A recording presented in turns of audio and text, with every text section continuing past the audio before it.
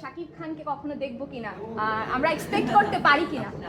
এই বিষয়টা একদমই আমি এই কারণেই দিতে পারবো না, কারণ যার নামটা আর ওই লোকটা বললে শোনেই না। আমি অলওয়েজ সবসময় বাড়িতে রেসপেক্ট করি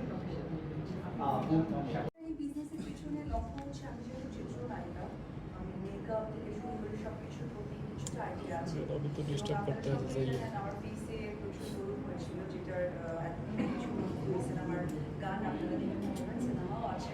তো সেখান থেকে আমি প্রতি ডাক্তার বা সচেতনতার জায়গাটা আইডিয়া হয়ে গেছে, পরে করেছি। তো সেই জায়গা থেকেই আসলে ফার্দার বিজনেসে আসা।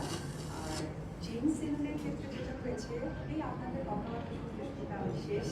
তো আমার কাছে মনে হয়েছে যে না, এই মানুষগুলোকে আমার কাছে রাখা দরকার।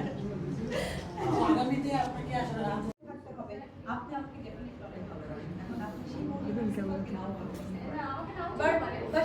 ওকে হচ্ছে কি সিফাত করে ভালোবাসেন, তাহলে আমাকে ভালো লাগে।